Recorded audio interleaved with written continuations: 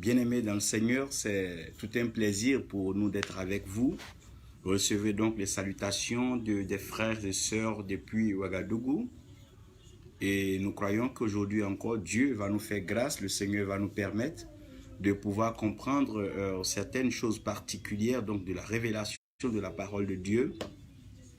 Nous aurons donc pour un temps assez beau, nous allons ensemble convenir que l'amour n'est pas toujours de l'humour, même si dans l'amour on trouve du temps donc à se faire plaisir, à se réjouir par des humours, donc des histoires drôles, et donc une façon donc de résister, de lutter contre l'adversité, la monotonie et certaines choses que nous pouvons donc constater dans la marche et dans la convention de l'amour et de la mise ensemble. Dieu aime tellement la création qu'il voudrait que la création réalise et que la création sache que lui, Dieu, il l'aime. Non seulement ce message est adressé à la création, mais c'est un message qui est fortement adressé à la créature, donc l'homme qui est créé donc à l'image et à la ressemblance de Dieu. Mon frère, ma sœur, nous sommes tous appelés donc à aimer Dieu et nous sommes tous donc appelés à manifester donc cet amour de Dieu. Comprendre cet amour que Dieu a pour nous et pouvoir transmettre cet amour donc à la création tout entière. Dieu est glorieux et Dieu est mystérieux. Donc à l'approche donc de cet amour, j'aimerais qu'aujourd'hui par la grâce de Dieu, nous approchons plus de l'amour de Dieu au travers de ce thème qui nous aidera d'ailleurs à recadrer, à reconsidérer et à situer donc la mission et la responsabilité de l'amour dans la vie de la création que nous sommes. J'aimerais aussi que ceux qui vont nous prendre en charge, ceux qui vont nous prendre en marche plutôt, réalisent que nous sommes donc en train de partager un temps pas théorique, mais un temps plus ou moins pratique, un temps qui nous permettra de réaliser, de comprendre la place et la puissance de l'amour de Dieu. Donc le thème du message que nous avons aujourd'hui, nous bénissons le Seigneur pour Justin Ngoran, Kofi, que Dieu te bénisse, Lucas Kwame, que Dieu te fasse grâce, que sa faveur, sa paix soit toujours avec toi, Ouattara, Thierry, Tiekoura, frère ami, que Dieu donc vous bénisse. Sachez qu'aujourd'hui nous parlerons de ça se savait, ça se sait et ça se saura. Ça se savait, ça se sait et ça se saura. Nous aurons donc pour test Jean 3,16 qui est un test beaucoup connu. Nous aurons aussi Romains 8, versets 28 à 30. Et j'aimerais prendre Genèse 1, donc à partir du verset 1, pour pouvoir vous aider à comprendre ce que vous allez réaliser dans Hébreux 13, verset 8.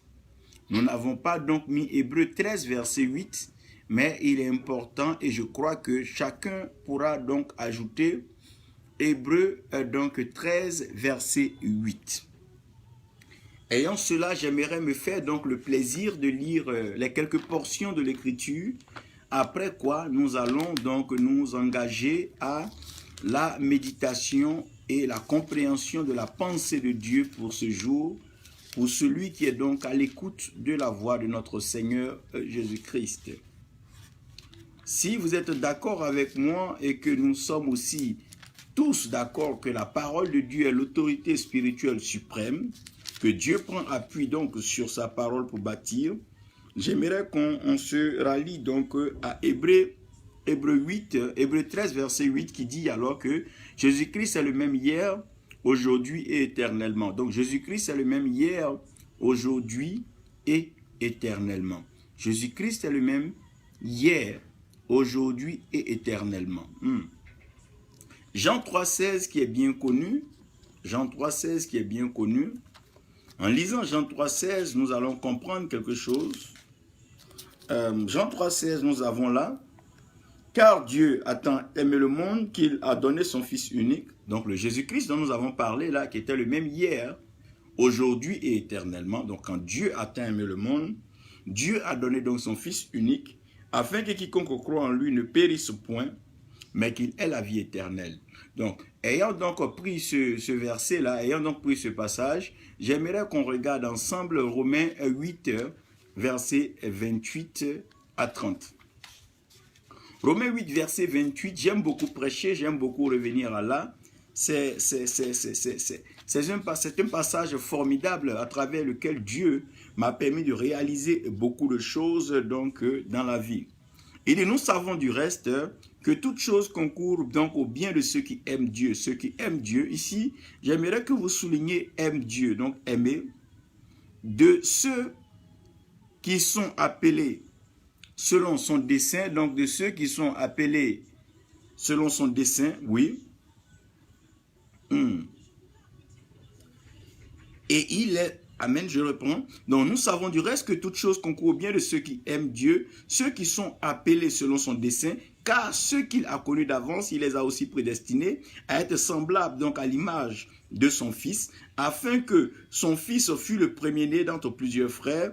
Et ceux qu'il a prédestinés, il les a aussi appelés. Ceux qu'il a appelés, il les a aussi justifiés. Et ceux qu'il a donc justifiés, il les a aussi glorifiés. Nous avons cela et nous avons Genèse donc 1. Genèse 1 qui va nous aider donc à commencer ce message. Après avoir lu cela, j'aimerais donc commencer à prier.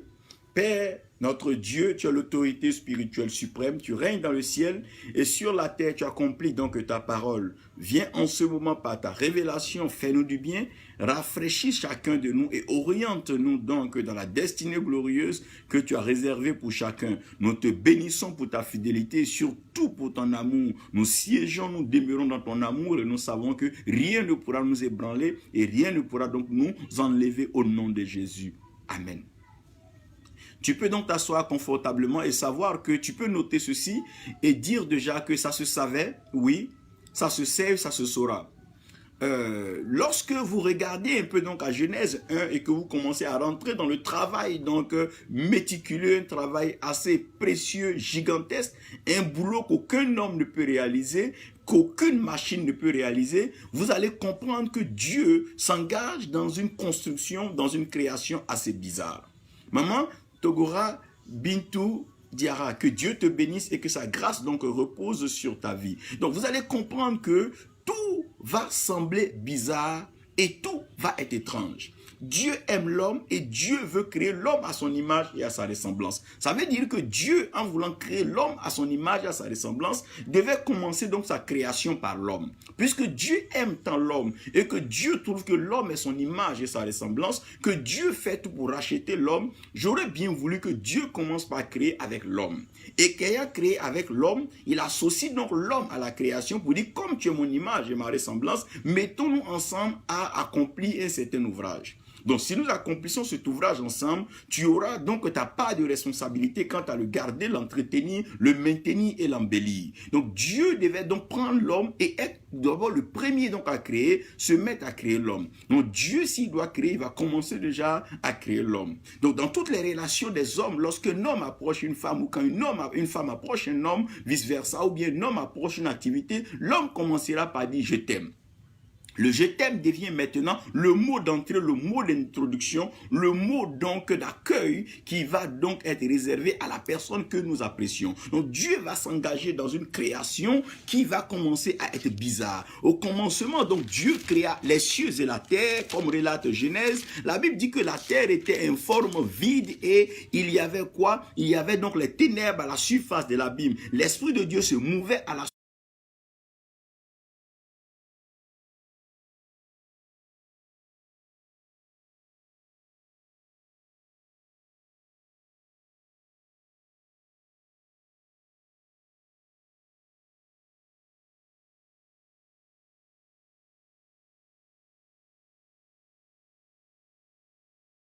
Personne ne peut donc comprendre un travail que personne ne pourra qualifier, mais Dieu va s'engager dans un chantier. Mais tout semble bizarre. Où est l'homme? Où est ce que Dieu aime dans tout ce que Dieu est en train de faire? Dieu va commencer à créer la verdure, va commencer à créer les règnes, le règne animal, le règne aquatique, le règne aérien. Dieu va commencer à peupler la création. Il va commencer à ordonner là aux eaux de produire les poissons, à la terre de produire la verdure, et que les animaux se multiplient à la surface de la terre. Il va demander à ce que les oiseaux saturent le ciel et que les oiseaux se reproduisent selon leur espèce. Voilà que Dieu s'engage dans un chantier assez colossal. Tout semble bizarre et tout est étrange. Tout semble bizarre. Pourquoi? On voit les choses se mettre en place. La vie est en train de se mettre en place. Les oiseaux arrivent déjà à voler avec la capacité de gagner certaines attitudes comme l'aigle qui vole au-delà du firmament. Nous voyons déjà un potentiel assez spécial que Dieu réserve aux animaux, à savoir l'éléphant par sa corpulence, sa force. Nous allons voir la rapidité du guépard. Dieu va commencer à mettre dans la création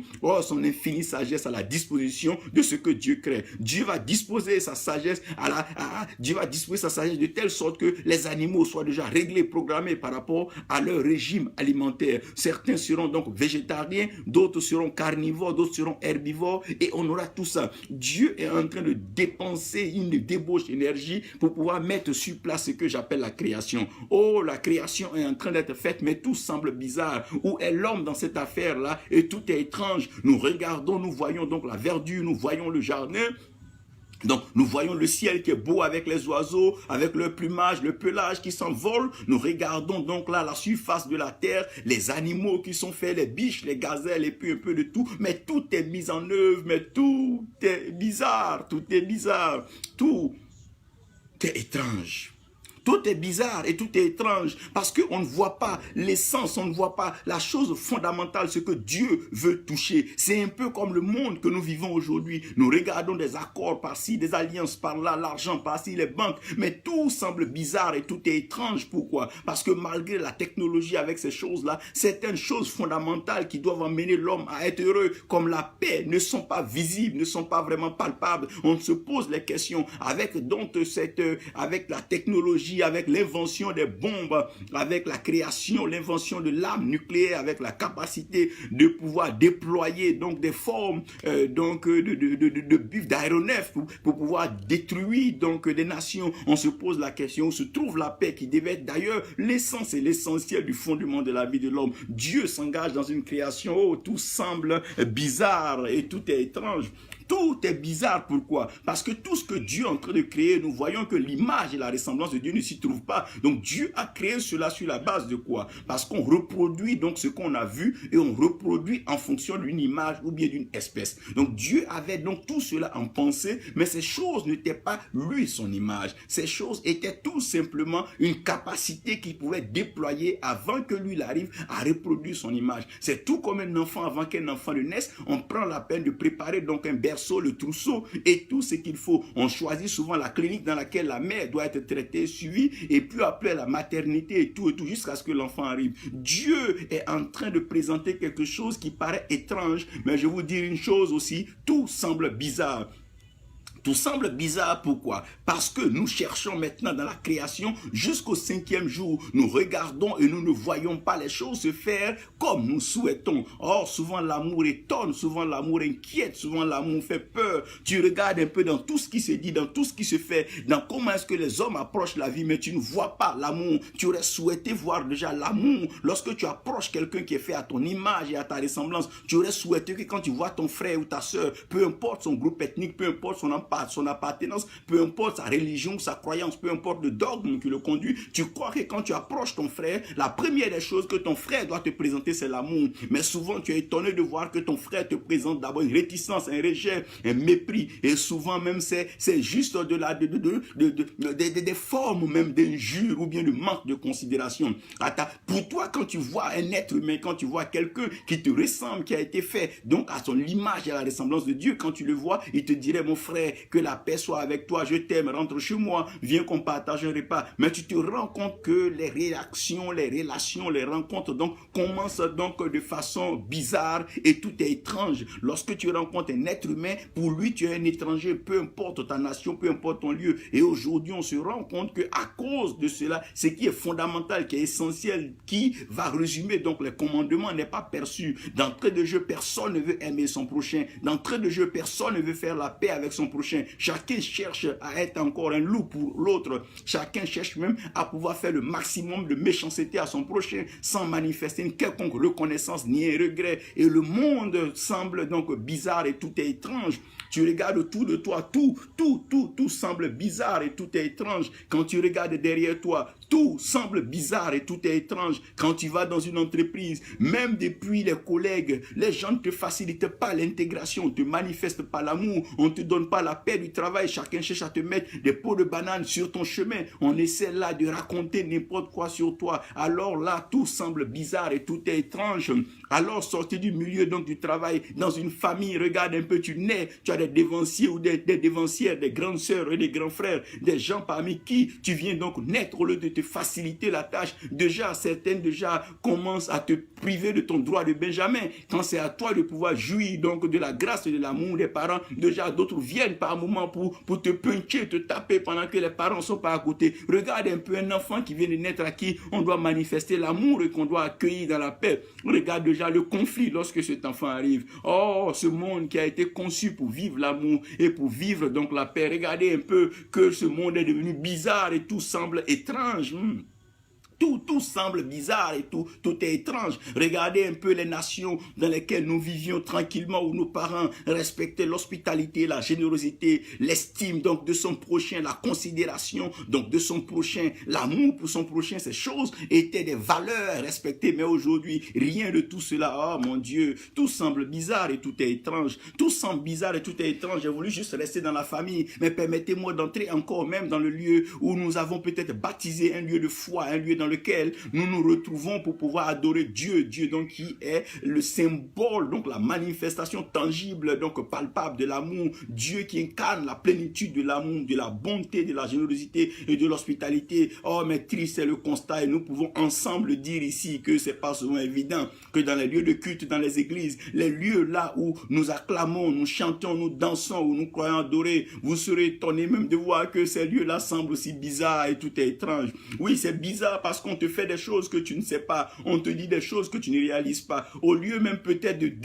d'engager tes forces à combattre le diable, tu seras étonné de te rendre compte que celui que tu cherches, diable au village, non, n'est rien que ton frère pour qui tu es en train de peut-être même prier, pour celui qui tu as la main sur la tête pour qu'il réussisse. C'est lui qui en retour est en train de chercher donc à te faucher, à te faire tomber, te détruire, afin de pouvoir trouver juste un moyen de se moquer de toi et de faire de toi sa risée, sa moquerie. Regardez un peu les frères là où David va nourrir ses propres frères, c'est eux au contraire qui se retournent contre lui et commence à être un problème. Ah, l'église est devenue maintenant, comment oui, tout semble bizarre et tout est étrange dans la famille. Ouh, tout semble bizarre et tout est étrange dans les nations, tout semble bizarre et tout est étrange. Tu ne sais même plus, même simplement là où on peut jouer, les hommes ne jouent plus, sont prêts à tuer, là où les hommes devaient normalement être heureux. Regarde aujourd'hui des enfants, des innocents qui n'ont rien fait. Non seulement les gens sont prêts donc à s'adonner à des crimes rituels, en plus aujourd'hui la loi ne facilite pas par moment l'intégration des enfants. Déjà on veut enseigner des choses étranges, des choses bizarres aux enfants, on veut emmener déjà les enfants à rentrer dans des formes de pratiques, déjà que les dessins animés ne sont plus vraiment animés, c'est des formes donc d'initiation à la magie, à la sorcellerie. Voilà un peu que, oh mon Dieu, tout semble bizarre et tout est étrange. Tout semble bizarre et tout est étrange. Aujourd'hui, celui même qui te propose un morceau de pain, tu ne sais pas ce qu'il a derrière la tête. Ouh, tout semble bizarre et tout est étrange. Celui même qui fait semblant de te faire du bien aujourd'hui, tu ne sais même pas ce qu'il est en train de penser dans son cœur contre toi. Ouh, ah, tout semble bizarre et tout est étrange. Pourquoi tout semble bizarre et tout est étrange? Parce qu'on a comme l'impression que ce qui est essentiel donc à notre vie nous échappe. Ce qui est fondamental à notre établissement, pour notre épanouissement, est en train de nous échapper. Aujourd'hui, c'est des courses effrénées là à l'argent, des courses effrénées au pouvoir, des courses effrénées au titre et donc à l'ego. On cherche à nous renforcer notre ego. Tout semble bizarre et tout est étrange. Il n'y a plus de salutation, il n'y a plus de respect, il n'y a plus de considération. Le droit d'aîné, ça ne ressemble, ça n'intéresse personne. S'asseoir et méditer, penser à l'avenir, donc le bonheur de son prochain, ça c'est déjà banni des cerveaux. Chacun cherche à détruire son prochain pour être le mieux vu. Regardez un peu, tout semble bizarre et tout est étrange. À partir depuis la famille, déjà tout semble bizarre et tout est étrange. Regardez un peu Abel et Caïn, deux frères qui naissent donc à l'origine des choses, là où Dieu donc a mis Adam et Ève dans un jardin. Oh, tout va sembler d'abord bizarre et tout sera étrange là-bas. À cause de l'adoration, le grand frère va haïr donc le cadet et ce qui va être étrange, c'est qu'il va finir donc par le tuer. Oh mon Dieu, mais ce qu'ils ne savent pas, c'est que tout ce que Dieu a créé a la capacité de pouvoir revenir vers Dieu. C'est pour ça que Dieu a créé un espace vide donc, entre le ciel et donc la terre qu'il appelle le firmament. Donc Dieu a la capacité de pouvoir recevoir les choses au ciel à partir des choses qui sont par la terre. Donc il y a comme le ciel qui est comme dans l'unité centrale, le point de contrôle par lequel Dieu peut orchestrer, opérer sur les choses de la terre. C'est en cela qu'il dit donc au travers donc, du Seigneur Jésus-Christ à ses disciples, ce que vous liez sur la terre donc est lié au ciel, et ce que vous liez au ciel aussi est lié sur la terre. Ce que vous déliez aussi sur la terre est délié au ciel. Il veut dire qu'il y a un lien, donc il y a comme une connexion entre le ciel et la terre qui fait que ce qui se programme au ciel directement s'exécute sur la terre, ce qui se déprogramme sur la terre s'exécute aussi au ciel. Oh mon Dieu, Dieu est en train de créer une relation entre le ciel et la terre, et il va mettre le firmament qui est un espace donc vide. Un espace vide qui doit être comblé par l'amour, donc la paix, la joie, le fruit de l'esprit devait combler cet espace-là. Donc tout ce que nous faisons de mal, oh mon Dieu, sur la terre, finira donc par monter. C'est pour ça que Dieu a donné la capacité à pouvoir monter. Lorsque Jacob a vu l'échelle, il a vu que des anges montaient et des anges montaient et des anges descendaient. En d'autres termes, il y a une capacité de pouvoir monter et descendre, un peu comme la pluie aussi qui monte donc par vapeur et qui descend. Lorsque nous commençons à nous rendre compte que les choses deviennent donc bizarres et étranges sur la terre, toujours est-il que nous émettons un souhait, un vœu, une prière qui finit par donc monter donc au ciel. Pour Abel, tout est devenu maintenant bizarre et étrange parce que Caïn, c'est son aîné, c'est son grand frère. Mais comment se fait-il que mon grand frère, avec qui je suis allé donc faire un sacrifice devant le Dieu que nous aimons, voilà que ce grand frère s'est détourné et l'amour a changé de camp. Voilà que cet aîné est devenu maintenant mon ennemi. Et c'est lui qui est en train de me détruire, et c'est lui qui est en train de me tuer. Dans la famille, même chose. Dans la société, même chose. Au travail, même chose. Dans les rapports, les relations, même chose. Souvent, tu es étonné de voir que tout semble bizarre et étrange pour une femme que tu aimes. Et lorsque vous rentrez dans ces relations, vous vous rendez compte que les choses deviennent maintenant quoi? Bizarres et étranges. Regardez donc, quand Dieu a créé, quand Dieu a placé la création, Dieu a attendu toujours au dernier moment pour envoyer maintenant ce que Dieu appelle son image et à sa ressemblance. Dieu a permis que les choses semblent bizarres et étranges afin que nous manifestons et que nous réalisons ce qui manque. Qu'est-ce qui manque aujourd'hui? Si quelque chose manque aujourd'hui sur la terre, ce n'est pas les trésors qui manquent. Dieu a équipé le sous-sol avec des richesses. Dieu a équipé les hommes avec l'intelligence. Le cerveau de l'homme peut avancer à une certaine vitesse aujourd'hui. L'homme a créé les avions, l'homme a créé les armes, l'homme a créé tout ce qui peut détruire. J'aimerais que vous sachiez une chose. Si quelque chose manque bien sur la terre, non, ce n'est pas le plaisir. Le plaisir, l'homme en a, et l'homme en a en abondance, en outrance. Aujourd'hui, ce n'est pas les pôles de réjouissance qui manquent. L'homme a des espaces pour aller se réjouir, pour aller s'épanouir. L'homme a trouvé des lieux donc pour aller s'amuser. Mais regardez bien que ce qui est en train de manquer aujourd'hui, parce que ce monde est devenu bizarre et tout est étrange, ce qui manque réellement, donc c'est la paix, c'est l'amour et ses composantes. L'amour va venir avec la joie et la paix. Qu'est-ce qui est en train de manquer maintenant? Ce qui est en train de manquer tout simplement, c'est l'amour. Nous voyons donc des lieux de prière, nous voyons des familles, nous voyons des couples, nous voyons tout et tout, mais ce qui manque réellement, c'est l'amour. Pourquoi? On a comme l'impression que Dieu a omis ou Dieu n'a pas pensé à l'homme lorsqu'il a commencé la création. On a comme l'impression que Dieu a créé d'abord et après Dieu s'est trouvé que pour gérer ce que Dieu avait à gérer, Dieu a envoyé l'homme. Non, frère. Je veux aujourd'hui, là maintenant, te dire que pourtant ça se savait. Ça se savait comment? Dieu savait qu'à un certain moment, la création allait rentrer dans un désordre. Et s'il y a un désordre, il va falloir une application de force ou un exercice donc de force ou de méthode pour que le désordre devienne de l'ordre. Donc Dieu s'est rendu compte que quelle que soit la beauté d'un jardin, pour qu'un jardin soit entretenu et que le jardin soit maintenu jusqu'à ce que le jardin entre dans donc la phase de production, il allait falloir l'homme. Et donc l'homme qui arrive maintenant pour sceller la création, l'homme qui vient maintenant pour couronner la création comme Dieu l'a voulu, l'homme vient pour jouer un rôle important. Il a failli d'abord que la création soit donc bizarre et étrange pour que l'arrivée de l'homme puisse donner donc un sens à la création. De la même façon, Dieu a voulu que les rapports entre les hommes en société, au travail et dans même la famille et dans les lieux de culte deviennent bizarres. Lorsque cela devient bizarre, on va se rendre compte que Dieu n'a pas prévu de rassemblement, Dieu n'a pas prévu d'union, Dieu n'a pas prévu toutes ces puissances-là sans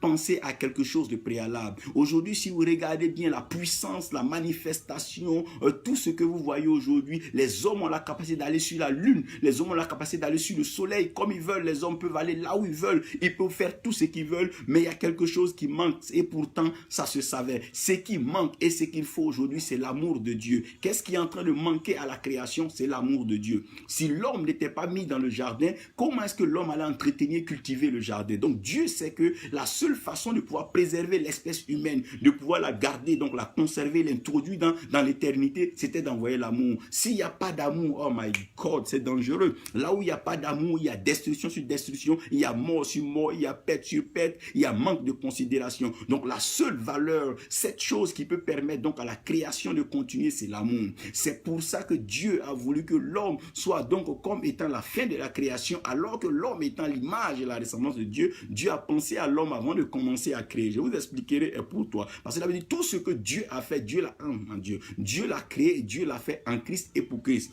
Donc comprenez un peu que pourquoi est-ce que ça doit se savoir? Ça se savait parce que Dieu savait que là où il n'y a pas d'amour, on finira toujours par s'ennuyer, on finira toujours par s'entretenir et on finira toujours par ne pas produire et obtenir de grands résultats. La transformation est une question d'amour. Oui, ça se savait. Dieu savait que la seule façon de pouvoir nous arracher donc des mains du diable, c'était par amour. Et la seule façon de nous éloigner aussi du diable, c'est par l'amour. Pourquoi? Lorsque Dieu t'aime, Dieu te préserve. Mais lorsque toi tu aimes Dieu, tu t'éloignes de tout ce qui est mauvais. Regarde, quand tu aimes vraiment Dieu, tu t'éloignes de tout ce qui est mauvais. Et lorsque Dieu t'aime, Dieu lui-même t'éloigne de certaines choses. Et Dieu permet certaines choses pour prouver et manifester son amour. Et pourtant, ça se savait. Ça se savait pourquoi? Ça se savait parce que lorsque Dieu tente à créer les animaux, comment est-ce que l'homme avait pensé que si Dieu n'avait pas créé les animaux, nous aurons eu la goutille aujourd'hui, nous aurons eu les civettes, comment est-ce que nous aurons eu les poulets, les lapins? Mais Dieu savait, pourtant ça se savait. C'est parce que Dieu nous avait tellement aimé que Dieu a prévu que la création soit ainsi. Si Dieu n'avait pas pensé à la salade, aux crudités, si Dieu n'avait pas pensé aux concombres, vous allez comprendre que tous les éléments de la création contribuent, participent donc à la maintenance, donc à la guérison et à la croissance de l'être humain. Tout ce que Dieu a fait avant que l'homme ne vienne, c'est pour entretenir et embellir l'homme. Dieu a voulu que les nations, les peuples, les cultures entrent donc par ces conflits, ces crises, ce schisme et ces enfers, ces histoires de doute et de confrontation, afin que nous ayons tous donc besoin de l'amour. L'amour vient maintenant au moment où on s'attendait le moins. Oui, pourtant ça se savait. Ça se savait comment? Ça se savait parce que Dieu sait que s'il n'y a pas d'amour, il n'y a pas de vie. C'est en cela quand le Seigneur va résumer donc les 10 commandements, il dit non, ce que Moïse vous a dit, il a dit à vos pères à cause de leur cœur. Ce qui est important, c'est que aimer l'Éternel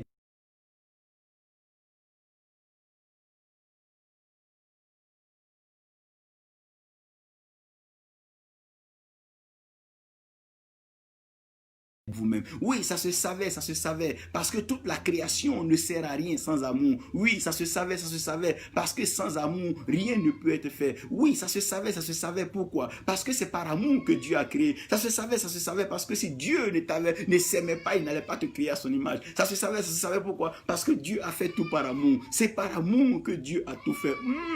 Jean 3,16 nous dit, car Dieu a tant aimé le monde, Dieu a tant aimé le monde, qu'il a donné son Fils unique. Donc ça veut dire que Dieu savait que la seule chose, le seul moyen de pouvoir restaurer la création, c'était l'amour. Donc l'amour a été pensé, l'amour a été prévu par Dieu, mais l'amour n'était pas visible, l'amour n'était pas compréhensible. L'amour devient une nécessité incontournable dans le monde actuel. Sans amour, le monde est perdu. Sans amour, le monde est égaré. Oui, Dieu le savait. Dieu savait que s'il n'y avait pas d'amour, aujourd'hui nous serons désorientés, déboussolés et nous serons tous perdus. L'amour devient maintenant l'horloge, l'amour devient la boussole, l'amour devient le thermomètre de la vie. C'est avec l'amour que nous devons pouvoir avancer. Oui, ça se savait.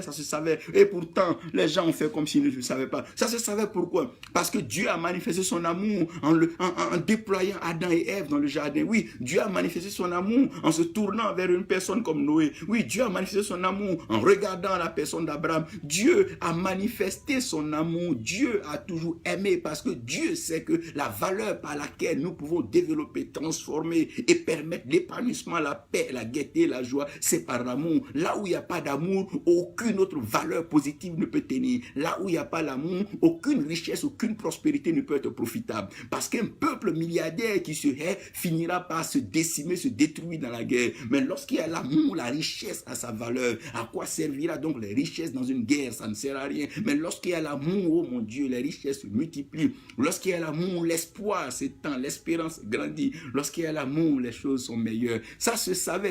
Pourquoi?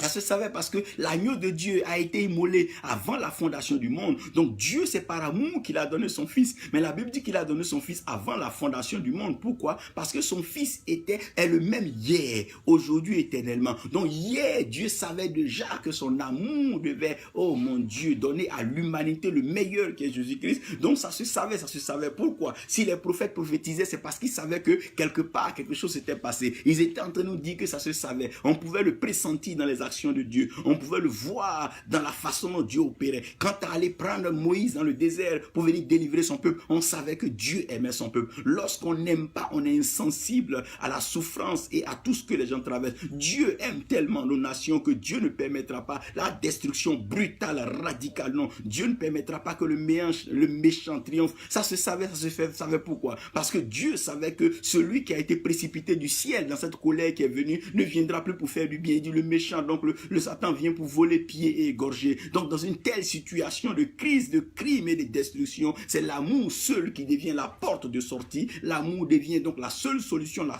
vraie protection, la vraie provision, la vraie production de l'humanité. C'est par l'amour que la transformation arrive. Ça se savait, oui, ça se savait. Même si nos parents ne nous disaient pas, mais ça se savait au travers de nos peuples. Qui a donné cette intelligence, qui a orchestré ces pas, qui a amené certains peuples à se retrouver au bord de la mer pour cultiver ceci et cela, qui a donné l'intelligence donc à nos parents d'entrer dans la forêt, aller prendre des feuilles pour pouvoir guérir, qui a donc donné cette intelligence, cette sagesse donc aux vieux de ce temps pour pouvoir réaliser toutes ces choses, qui a orchestré le déplacement missionnaire vers l'Afrique, qui a prévu l'arrivée de la Bible, qui a prévu toutes ces choses. Oh, ça se savait, ça se savait, ça se savait, ça se savait. Peut-être que nous ne le savions pas, mais Dieu le savait. Tu sais, souvent, quelqu'un peut t'aimer sans que tu ne saches. Donc, l'amour de Dieu était quelque chose qui est antérieur à notre venue. Dieu nous a aimés avant qu'on ne vienne. Dieu nous a aimés avant qu'on ne soit créé. Dieu nous a aimés avant qu'on ne réalise qu'il est Dieu. Dieu nous a aimés avant qu'on ne pense aller à l'église. Souvent, c'est une erreur de croire que parce que nous sommes devenus chrétiens, Dieu nous aime. Non, c'est mauvais de penser que parce qu'on commence à faire de bonnes choses, on commence à prier, Dieu nous aime. Non, Dieu nous a aimés avant la fondation du monde. Il nous a aimés avant qu'on ne soit formé dans le ventre de nos mères. Dieu nous a aimés parce qu'il est Dieu. Il nous a connus d'avance. C'est ce que Romain dit. Il dit, il nous a connus d'avance. C'est ce que Paul dit aux Romains. Il dit, même vous qui êtes Romains, peut-être que la situation, en fait, qu'aujourd'hui, vous êtes venus donc assujettir, coloniser Israël. Mais sachez que même vous, parmi vous, il y a des personnes que Dieu avait donc connues d'avance. Pourquoi Dieu les avait connues d'avance? Il les a connues d'avance parce qu'il les a aimés. L'amour part de ce qu'on appelle le connaître. Lorsqu'on aime quelqu'un, on veut le connaître. Lorsqu'on aime quelqu'un, on veut l'approcher. On veut savoir tout de lui. Dieu nous a tellement aimés que Dieu nous a connus d'avance. C'est vrai que nous ne le connaissions pas. C'est un Dieu que nous ne connaissions pas parce qu'il est dans les cieux. Il manifeste ses œuvres sur la terre. Nous voyons de bonnes choses arriver. Nous voyons la pluie. Nous voyons le soleil se lever. Nous voyons les étoiles. Nous voyons toutes ces choses-là. Des fois, de bonnes choses nous arrivent. On dit gloire à Dieu. De mauvaises choses nous arrivent. On dit oh Dieu, qu'est-ce qui nous arrive? Mais on a comme l'impression qu'au-delà de ce que nous percevons et que nous sentons, il y a quelqu'un qui nous aime. Il dit à Paul que dis-leur que je les ai connus d'avance. Dieu nous a connus d'avance. Pourquoi? Parce que Dieu n'attend pas que le problème arrive pour qu'il ait la solution. Mais Dieu pense la solution d'abord. Oh Dieu, Dieu sait que l'amour est la solution de l'humanité. Donc Dieu le savait. Il nous a aimés avant la fondation du monde. Avant que la forêt ne soit forêt. Avant que les animaux soient animaux. Avant que les arbres soient des arbres. Dieu nous avait déjà aimés. Dieu nous a tellement aimés avant cela que quand il nous a créés, il n'a pas caché son intention. Il dominait sur tout ce que j'ai créé. Parce que l'amour que j'ai pour vous, vous permettra donc de dominer sur tout. C'est par amour que nous dominons, c'est pas forcément parce que nous avons la force. Non, on n'a pas la force que l'éléphant a, on n'a pas la force du buffle, mais par l'amour de Dieu, nous pouvons toujours nous transcender et dominer sur la création. Pourtant, ça se savait, oui. Ça se savait pourquoi? Parce qu'il nous a aimés le premier. Il nous a aimés avant la fondation du monde. Il a immolé son fils unique. Dieu nous a tellement aimés qu'il a donné son fils unique. Lorsqu'il donnait son fils à la croix, personne de nous n'était né. Nous ne savions rien de ce qui se passait. Peut-être que que si on avait été dit, mais qui est en train de se faire frapper et crucifier? Mais nous ne savions pas que c'est à cause de l'amour qu'il a pour nous, qu'il n'a pas regardé donc à sa position, donc à son égalité qu'il était avec Dieu. Il s'est fait homme humilié, dépourvu de tous ses pouvoirs pour aller mourir à la croix. Oh, ça se savait pourquoi? Parce qu'il n'est pas mort en vain, il est mort pour nous réconcilier avec le Père. Mais on ne peut pas réconcilier des personnes qui ne s'aiment pas. La réconciliation, c'est ce que l'amour directement initie. La Bible dit que nous avons reçu le message de la réconciliation et le ministère de la réconciliation. Oh, il nous aime, il nous aimait, ça se savait. Ça se savait pourquoi? Parce que déjà en écrivant la parole, il avait pensé à nous, ce qu'il voulait faire de nous. Il avait déjà pensé à des fonctions. Est-ce que c'est parce que nous sommes nés que le ministère prophétique existe? Non, il a pensé au prophétique, il a pensé au sacerdoce, il a pensé à la royauté, il a pensé au trône avant que nous ne venions sur la terre. Dieu avait déjà mis en place tout ce qu'il fallait. Oh oui, et pourtant, ça se savait, mais nous, on ne savait pas. Ça se savait, mais nous, on ne savait pas. Pourquoi? On ne peut pas savoir parce que nous étions aveuglés par la séduction du monde, la séduction de nos pratiques, nos traditions. On était séduits donc par les faits et gestes de ceux qui prétendaient nous aimer. Certaines tantes, certains oncles, ça et là, nous emmenant de lieu en lieu, cherchant à trouver des solutions pour notre bien-être, notre bonheur. Nous pensions que ces personnes-là nous aimaient alors que ça va se savoir. Pourquoi? Parce que nous sommes arrivés à la conclusion que c'est seulement Dieu qui nous a vraiment aimés. La preuve, il manifeste, il a tellement aimé qu'il est venu lui-même se donner pour nous. Ah, maintenant, ça se sait comment? Parce que l'amour vient avec donc les preuves, l'amour vient avec des signes, l'amour vient avec sa manifestation. Ça se sait aujourd'hui pourquoi? Ça se sait tout simplement parce que tu regardes à l'hôpital, tu vois des personnes nanties, des personnes toutes belles qui sont à l'hôpital, certaines à la morgue, et toi tu es encore sur la terre, tu as l'espoir, tu même nourris des projets. Oh, ça se sait comment? Ça se sait parce que jusqu'aujourd'hui, Dieu a permis que les maladies incurables qui détruisent les hommes, toi tu n'en as pas et tu vis tranquille. Ça se sait comment? Pendant que les foyers sont agités, les hommes s'entretuent.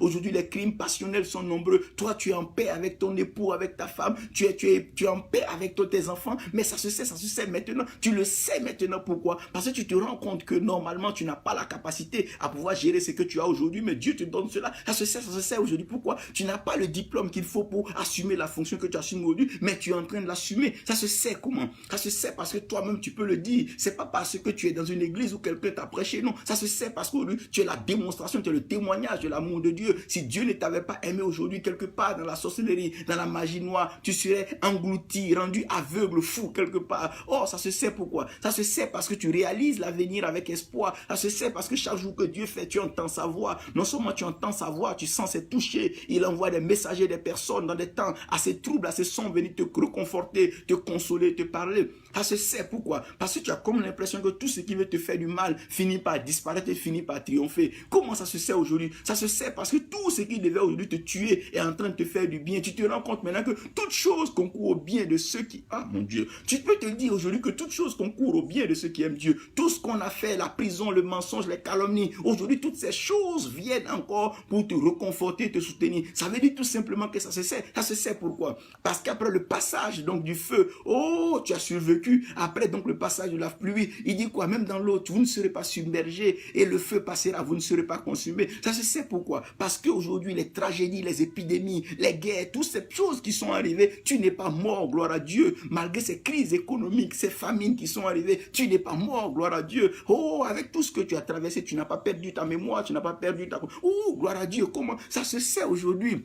Même si toi, tu ne remarques pas, tes amis le savent, tes voisins le savent, tes frères le savent, les gens savent, ils savent quelque chose se sait. Oui, on le sait. On sait que Dieu t'aime. On sait que Dieu t'aime. Tu ne peux pas le réaliser. Mais si simplement les gens au village pouvaient t'envoyer un message pour dire, ah, qui t'aime? Parce que malgré tout ce qu'on essaie de faire, ça ne t'arrive pas. Si simplement tu pouvais regarder de l'autre côté, ah mon Dieu, et voir que ce qui est négatif au fait concourt, oh mon Dieu, il dit toutes choses concourent au bien de ceux qui aiment Dieu. Quand c'est une affaire d'amour à un moment, ça finira par se savoir, ça finira par se savoir. Maintenant, Ça se sait. Ça se sait pourquoi? Parce que tu es indécis, tu luttes aujourd'hui. Hier, toi qui te donnais volontairement au péché, aujourd'hui tu luttes avec ça. Toi qui acceptais facilement de te livrer à la débauche, aujourd'hui tu luttes avec ça. Toi qui cédais facilement aux tentations diaboliques, à la jalousie, à la médisance et donc à toute forme de méchanceté, aujourd'hui tu luttes contre ça. Ça se sait parce que tu n'es plus prêt à t'engager dans ces choses. Avant, tu ne savais pas. Tu agissais comme tu voulais. Tu te laissais là comme agent, donc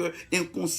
Donc du diable. Aujourd'hui, tu ne veux pas, tu sais, tu réalises qu'il y a quelqu'un qui t'aime, même si tu ne le vois pas bien, tu ne le perçois pas bien, tu ne peux pas faire une image de lui, tu ne peux pas dire voilà comment il est, mais tu peux dire que voilà ce qu'il fait, voilà ce qu'il a dit, oh ce que sa bouche dit, sa main l'accomplit. Oh maintenant ça se sait frère, maintenant ça se fait, ça se sait, la différence est nette aujourd'hui, ça se sait. On sait que c'est vrai que tu n'es pas encore arrivé au ciel, tu ne peux pas prétendre être déjà dans le royaume des cieux, mais tu vois que les faveurs, les grâces du royaume sont manifestés à toi. Ça se sait comment. Tu arrives facilement à te lever, voyager là où les autres meurent dans des accidents, mais ça se sait comment. Parce que regarde, la voiture est froissée, mais tu sors sans égratignure. Ça se sait comment. Ça se sait parce que tu as des opportunités. À tout moment, des gens te sollicitent. Oui, ça se sait pourquoi. Ça se sait parce que les choses commencent à s'éclaircir autour de toi. Ça se sait comment. Parce que la lumière est en train de briller dans les ténèbres. Ça se sait pourquoi. Parce que toi qui étais ignorant hier, tu parviens à la connaissance. Ça se sait pourquoi. Parce que les choses qui étaient impossibles aux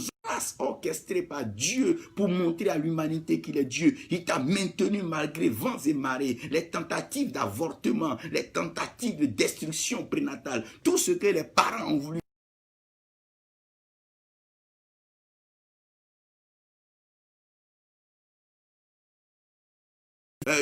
Il a lutté contre les médicaments, il a lutté contre le dosage, il a lutté contre certaines posologies, des produits qui devaient te faire avorter. Dieu a dit non. Ceux qu'il a connus d'avance, oh mon Dieu, il les a connus d'avance. Non seulement il les a connus d'avance, mais il les a nommés. Dieu t'a nommé et le nom aujourd'hui que tu es sur le point de recevoir est un nom qui prouve que Dieu t'aimait et maintenant tu sais que Dieu t'aime. Oh mon Dieu, il dit appelez-le Jédidia. Il dit non, appelez-le Yeshua. Regarde, quand Dieu t'aime, Dieu te nomme. Quand tu aimes quelqu'un, tu lui donnes un petit nom, tu lui donnes un petit surnom. Dieu t'aime, Dieu te nomme aujourd'hui. Ton nom aujourd'hui, c'est que tu es vivant. Et la Bible dit qu'un chien qui est vivant est mieux qu'un lion qui est mort. Des grands sont morts, des leaders sont morts. Mais toi, tu es en vie aujourd'hui et tu as la capacité de pouvoir conduire des destinées. Des hommes sont suspendus à tes lèvres par la grâce de Dieu. Des gens t'écoutent, des gens te suivent à cause de la pensée, à cause de la grâce de Dieu. Ça se sait comment? Parce que chaque jour, Dieu t'apporte la révélation de sa parole. Il te parle. Ça se sait pourquoi. Ça se sait parce que tout simplement, il t'a prédestiné.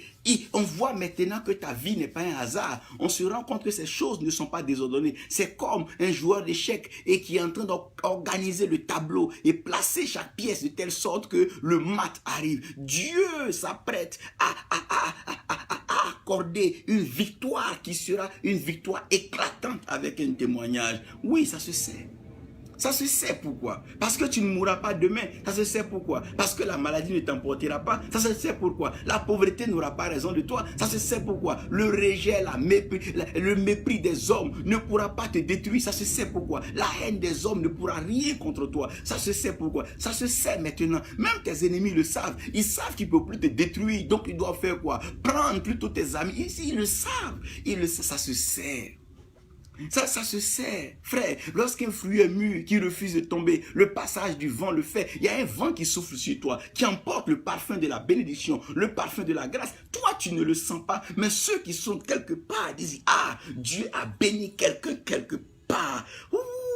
Dieu a béni quelqu'un quelque part, ça se sait, parce que l'amour ne se cache pas, l'amour se manifeste. Tu vas beau te contenir, tu vas beau te concentrer, tu vas beau lutter contre l'amour, mais l'amour finira par triompher. La Bible dit que l'amour est plus fort que la mort. Aidez-moi à aller quelque part. Regardez un peu, vous allez comprendre que Dieu a lié les richesses à l'eau, de telle sorte que celui qui arrive donc à triompher sur les eaux puisse contrôler les richesses. C'est en cela que Jésus a envoyé donc Pierre pêcher un poisson, et le poisson avec donc la startelle donc précieuse dans sa bouche. Comprenez que la Bible dit que Dieu a frappé les eaux d'Égypte afin de pouvoir tuer les poissons. Donc chaque fois que Dieu est en train de tuer les poissons, Dieu est en train de tuer les richesses. De telle sorte que certains peuples qui s'appuyaient sur leurs richesses, qui ne réalisaient pas l'amour de Dieu, parviennent à la compréhension de l'amour de Dieu. Qu'est-ce qui aujourd'hui est en train de faire que l'homme ne voit pas l'amour de Dieu? C'est l'orgueil de ce monde, c'est les richesses de ce monde et aussi les plaisirs de ce monde, à savoir la sexualité. Ce qui fait que les gens ne réalisent pas l'amour de Dieu. Mais je vous dis que ça se sait comment? Parce que le poisson garde les richesses dans l'eau. Mais regardez que Jonas était plus riche que les richesses que Ninive avait. C'est pour ça que le poisson n'a pas pu le garder dans son ventre. Lorsque tu as plus de valeur que ce que les gens gardent habituellement, ils te mettent à part. Ce qui a une valeur particulière est classé dans un domaine particulier. Il est regardé parmi tous ceux qui avaient été mis dans le tombeau au sépulcre. Il a regardé la mort, a dit non, celui-ci là, je suis en train de commettre une erreur. Pas parce qu'il est trop puissant, j'en ai pris ici, il n'a pas parlé, mais il est l'incarnation, il est la manifestation de l'amour de Dieu. Et la Bible dit que l'amour est plus fort que la mort. Et si l'amour est plus fort que la mort ne peut pas garder l'amour. Ce qui fait que lorsque tu aimes, tout peut mourir autour de toi, mais l'amour a la capacité de ramener en vie tout ce qui était mort en toi. Regardez, lorsqu'on aime, on est prêt à perdre tout ce qu'on a, maison, tout, parce qu'on sait que si c'est l'amour, l'amour nous donnera au centuple ce que nous avons laissé. Lorsque nous aimons vraiment, si tu as aimé le désert, que Dieu t'a fait aimer le désert, ton désert fleurira. Ne suivez pas les gens parce qu'ils ont ceci ou ils ont tel titre. Même si tu aimes que l'amour est manifesté, l'amour a la capacité de présenter, planter un décor. L'amour fait la différence. L'amour bénit. Des gens ont aimé Dieu et Dieu les a élevés. Ceux qui aiment Dieu, la Bible dit que toute chose concourt au bien de ceux qui aiment Dieu. Frère, lorsque tu aimes, détache-toi pour aller là où tu sens l'amour se manifester. Pourquoi tu ne peux pas me retrouver dans un temple païen? Pourquoi je ne peux pas me retrouver dans un temple d'idole? Non, parce que c'est pas ce que j'aime. À un certain moment de la vie, l'amour fait la part des choses. Au commencement, il y avait un désordre. Il y avait les ténèbres à la surface des abîmes. Mais lorsque Dieu a vu la lumière, la Bible dit Dieu a aimé la lumière. Dieu a séparé donc la lumière donc des ténèbres. Et Dieu a appelé la lumière jour. Et Dieu a appelé les ténèbres nuit. Un jour, on finira par voir. Oh, le jour arrive. Il fera jour. On est quelque part à un crépuscule. Il y a un détachement. Le jour et la nuit sont en train de se laisser. Quelque chose est en train de se laisser. Très bientôt, ça va se savoir. Ça se sait comment? Oui, ça se sait parce que Dieu t'aime tellement que la maladie peut passer, l'accident peut venir, mais tu ne peux pas mourir parce que l'amour est plus fort que la mort. Au fait, je veux que vous compreniez une chose, c'est là où il y a plus d'amour que la mort arrive. Lorsqu'il n'y a pas d'amour, la mort arrive. La mort de la relation, la mort de la communion, la mort de l'adoration, la mort de la présence. Lorsque quelqu'un trouve plus utile d'aller dans la présence de Dieu, à faire du bien pour Dieu et à s'aimer dans la vie de Dieu, ça veut dire qu'il y a quelque chose qui ne va pas. Écoutez-moi bien. Celui qui t'aime, il peut t'attirer. Oui. Celui qui t'aime, il peut t'attirer. Mais aussi celui qui t'aime a la capacité de te retenir. Celui qui t'aime aussi peut te retenir. Frère, c'est ce que tu aimes qui t'attire. Mais ce qui t'aime va te retenir. Dieu t'aime tellement que il dit de te dire, ça va se savoir. Oh Seigneur, très bientôt ça va se savoir. Qu'est-ce qui va se savoir? Écoutez-moi bien, je suis en train de vous dire ces choses. Ça va se savoir comment? Regardez très bien. Lorsque le poisson vient vomir Jonas à Ninive, personne ne s'intéresse au poisson cette fois-ci. Mais ce qui va leur plaire maintenant, c'est qui est arrivé. Seigneur. Ce qui va intéresser les gens aujourd'hui, ce n'est pas ton passé, ce n'est pas le mal que tu as fait. Ce qui va les intéresser aujourd'hui, c'est la nouvelle création, c'est la nouvelle créature que tu es devenue. Je suis en train de parler, ça va se savoir comment? Ça va se savoir parce qu'on n'aura plus besoin de faire de grandes publicités. Les gens vont commencer à aller à la recherche de Dieu. Frère, vous allez voir des gens se détacher, courir de certains temples vaudous, de certains temples de magie. Certaines personnes vont courir des présences de la franc-maçon, vont commencer à aller dans la présence de Dieu. Certains vont sortir de certaines boîtes de nuit, comme si on les poursuivait, courir vers la présence de Dieu. Ça va se savoir, ça ne se cachera même plus. Ça ne se cachera même plus. Pourquoi? Si le diable s'est pas caché, qui s'est présenté aujourd'hui aux yeux de tous, ça veut dire que l'amour de Dieu ne peut plus se cacher. Ça se savait, ça se sait, mais ça va se savoir.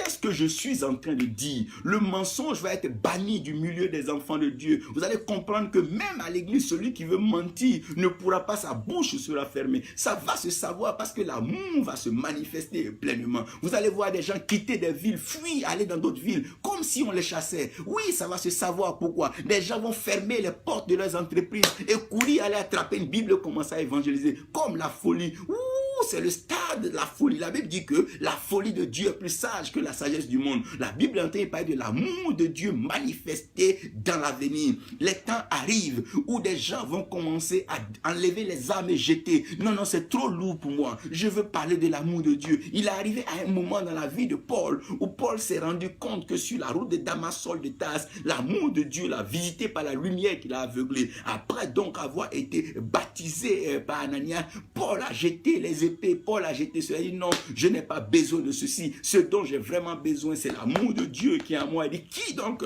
me séparera de l'amour de Dieu? Ça va se savoir comment. On ne te forcera plus à gêner, on ne te forcera plus à prier, on ne te forcera plus à payer ta dîme, on ne te forcera plus. Ça va se savoir pourquoi. Parce que même quand on veut t'arrêter, on ne pourra plus t'arrêter. Ça va se savoir parce que ça va déborder. Je suis en train de parler d'un temps de plénitude exagérée. L'amour de Dieu va visiter les nations. Ça va se savoir pourquoi. Les gens vont aimer leur nation, pas forcément être nationalistes, mais aimer leur nation et aimer l'étranger sur le sol. Ça va se savoir comment. C'est vrai, les gens aiment l'argent, mais l'amour pour l'homme va grandir. Les hommes vont aimer leur prochain. Je suis en train de parler de savoir se savoir. Des hommes vont se déshabiller et courir pour dire mon frère tiens mon vêtement. Quand Jonathan a vu David, il a levé ses vêtements et dit mon frère tiens ceci. Ça va se savoir pourquoi. Dieu va amener des gens qui vont changer ta situation. Ça va se savoir comment. Oui, ça va se savoir, ça se saura. Ça se saura comment. Le diable va dire mais quand sont vides, mes temples sont vides. Même la séduction de la magie ne pourra plus maintenir les vrais enfants de Dieu. Ils ne seront plus séduits par les miracles. Ils ne seront plus séduits par les signes. Ils ne seront plus séduits par les prodiges. Ils ne seront plus séduits par les mensonges. Ils n'ont pas besoin de voyager. Ils n'en ont pas besoin. Ils n'ont pas besoin de ceci, cela. Ils n'ont pas besoin d'être... Non, non, non. Ils cherchent seulement à s'accrocher à l'amour de Dieu. Car l'amour de Dieu apporte le mariage. L'amour de Dieu apporte le voyage. L'amour de Dieu apporte la prospérité. L'amour de Dieu apporte la considération. Il dit ceux qu'il a connus d'avance, c'est ceux-là qu'il a prédestinés.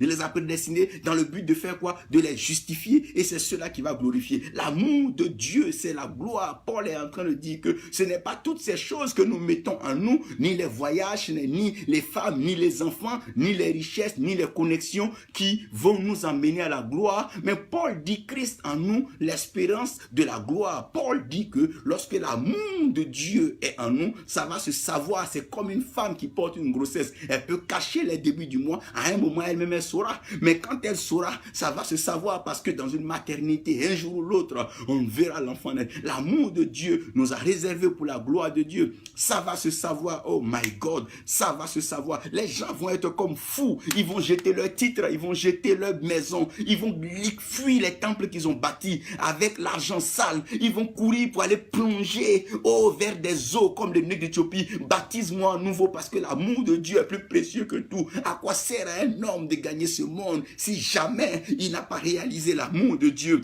À quoi servira à un homme de traîner tous les trésors et toutes les nourritures oh mon Dieu, lorsque Dieu est en train de parler à Satan, il dit, toi tu vas marcher sur ton ventre, ça veut dire que ça ne touchera jamais ton cœur, tu ne connaîtras pas l'amour, tu seras lié à ce que tu manges. Mais je suis en train d'annoncer aujourd'hui, il y a une classe de personnes qui ne seront pas liées à ce que Dieu fait pour eux.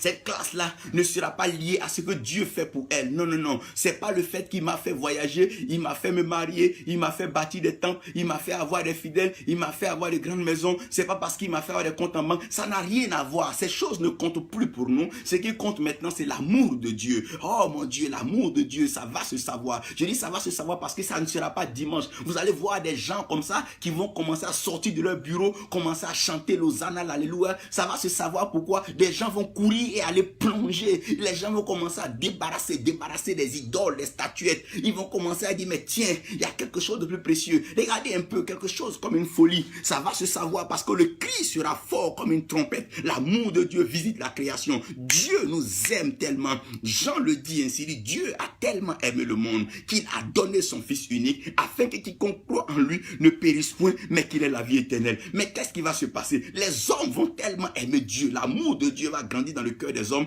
que Satan sera obligé de se donner. Regarde. Lorsque tu aimes la justice, tu finis par livrer l'injuste.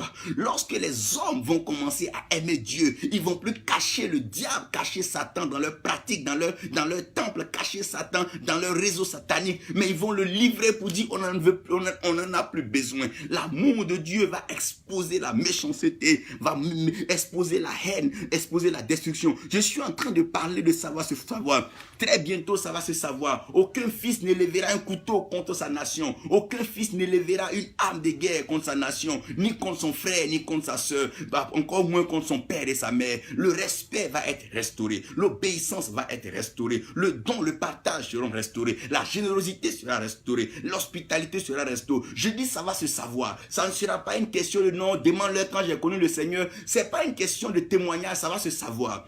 Ça, peu importe le jour que tu as commencé à aimer, quand l'amour va se manifester, tu ne pourras plus cacher. Tu ne pourras même plus jouer un double jeu, te cacher ici et apparaître là. Tu vas te livrer. Les hommes vont se livrer à Dieu, se donner à Dieu sans réserve, se donner entièrement à Dieu. Des cœurs entiers seront ouverts. Seigneur, voici mon cœur, voici ma vie. Entre-y et soupe. Il y a longtemps, il a tapé à la porte du cœur de l'humanité. À cause des trésors, à cause de bien-être, à cause de la séduction, voilée, envoûtée, miroitée de Satan, les hommes n'arrivaient pas à réaliser, mais ça va se savoir. Ça va se savoir pourquoi. Des gens vont fuir des religions fabriquées par les hommes et commencer à plonger dans l'amour de Dieu. Les gens vont fuir les dogmes qui essaient de les éloigner du vrai amour, qui les préparent à la destruction, à des formes de terrorisme et à des formes de mafia. Les hommes vont commencer à fuir ces choses qui les éloignent de l'amour de Dieu. Paul dit, mais qu'est-ce qui nous séparera? Paul dit, ce n'est ni la profondeur, ce n'est ni les hauteurs, ce n'est même pas la mort, ce n'est même pas l'avenir. Il dit, ce n'est même pas la persécution, ce n'est pas la tribulation. Il dit, ces choses-là ne peuvent pas parce qu'elles n'ont même pas la capacité, elles n'ont même pas ce pouvoir de pouvoir nous maintenir. Parce que le but de ces choses, c'est d'être anéanti et l'anéantissement, c'est la mort. Alors que la mort n'a pas pu résister à l'amour. Oh mon Dieu. La Bible dit quoi? Il est resté dans la tombe pendant 3 jours. De la même façon que Jonas est resté 3 jours dans le ventre du poisson, il y a un certain temps où l'amour ne peut plus le cacher. Tu peux le garder à un certain moment, mais à un certain moment, tu ne pourras plus le garder. Ma mère de Moïse aimait Moïse, mais à un certain âge, elle ne pouvait plus garder Moïse. À un moment, elle ne contrôlait plus Moïse. C'était manifeste maintenant. Ouvrir les eaux, appeler l'eau des rochers. Dieu va manifester son amour. Les cœurs les plus incrédules se tourneront pour dire c'est effectivement Jésus-Christ est Seigneur. Des gens vont écrire sur eux. Au lieu de porter des marques sataniques, ils vont écrire sur eux Jésus-Christ est Seigneur. Des hommes vont commencer à chercher, à écrire partout. Un peu comme les fanatiques au football, les fanatiques au sport. Mais ça va atteindre une dimension grave. Je dis bien grave.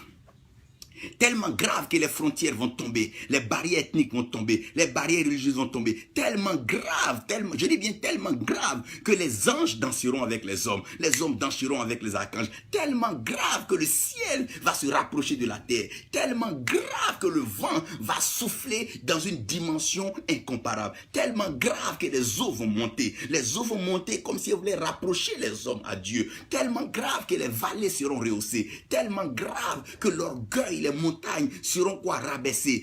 Tellement grave que les écarts entre les groupes seront donc rapprochés. Le pauvre sera ami du riche. Tellement grave que l'esclave s'assiera avec son maître et ils discuteront la liberté. Tellement grave que le riche va commencer à faire des prêts aux pauvres pour que tout change. Tellement grave. L'amour de Dieu va mélanger le système des hommes. Ça va rentrer dans l'ordinateur de l'humanité et ça va changer les plans des hommes. C'est comme un homme qui avait planifié une cérémonie. Et à un certain moment, quelque chose d'autre vient en lui et il annule toute la cérémonie. Oh, l'enfer sera annulé pour les enfants de Dieu. Ils n'iront pas là-bas parce que l'amour est plus fort que le feu. L'amour est plus fort que les temps de feu. Je suis en train de parler de ça va se savoir. Ça va se savoir pourquoi toi-même tu ne te contrôleras plus. L'Esprit de Dieu va venir sur toi. Tu vas te retrouver en train de chanter, danser dans ton salon. L'Esprit de Dieu est sur toi. La maladie va disparaître. La paix de Dieu va s'installer en toi. Ça va se savoir parce que ce n'est pas une affaire d'homme. Ce n'est pas une affaire d'amusement. Ce n'est pas une affaire de quelqu'un dit ou bien le pasteur a dit. C'est une affaire de Dieu. Quand quelqu'un aime, on ne peut plus le raisonner. Il n'est plus raisonnable. Il n'est plus discutable. Il est arrivé à un stade où c'est comme la folie. Nous allons entrer dans cette phase donc de la folie. Comment comment des hommes vont être enlevés au ciel. Cette forme d'extase d'enlèvement, c'est plus que le plaisir, c'est plus que la jouissance, c'est plus que le matériel. C'est quelque chose qu'on ne peut pas expliquer, on ne peut pas comprendre. Tout ce qu'on peut dire, je l'aime, c'est tout. Regardez bien, regardez bien. Pour l'amour, des gens font de si longs voyages. Pour l'amour, des gens font de si grands voyages. L'amour de Dieu va troubler l'humanité. C'est cette valeur-là que tous ceux qui planifient la fin du monde n'ont pas calculé. Ils ont calculé un peu, non, les populations vont augmenter, la nourriture sera plus rationnelle, les maladies. Ils ont calculé tout ce qui détruit, mais ils n'ont pas calculé le poids de l'amour de Dieu. C'est ça qui va changer les données de la fin des temps. La fin d'une chose vaut mieux que son commencement. Croyez-vous que Dieu va créer le monde et puis laisser les gens gaspiller le monde comme ça? Non, non, non, non. C'est vers la fin que ça va donner un sens. Ah, ça va se savoir. Ça se saura, ça se saura. Ça se saura, ça se saura. Que c'est Dieu qui a aimé le monde ou que c'est le diable qui a haï le monde premièrement, ça se saura. Que c'est Dieu qui nous a appelés, ça se saura. Que c'est Dieu qui nous a bénis, ça se saura. Ça se saura dans ta nation, ça se saura dans ton continent, ça se saura dans le monde entier. Dieu va ébranler la conception européenne. Dieu va ébranler la conception américaine, asiatique et africaine. Les hommes ne penseront pas, oh mon Dieu, ils seront dépassés par ces choses que Dieu est en train de mettre dans la tête. Celui qui est en train de fabriquer la bombe est en train de se rendre compte qu'il perd son temps. Il est en train de concevoir dans son cœur l'amour que Dieu est en train de déposer. Il y aura des détournements des situations, des hommes emmenés, envoyés pour faire du mal, qui vont changer de route. Oh Seigneur, ça va se savoir. Ouh, ça va se savoir. Ça va se savoir. Père, merci pour ta grâce, merci pour ta faveur. Merci pour ta bénédiction. Au nom de Jésus. Amen. Ça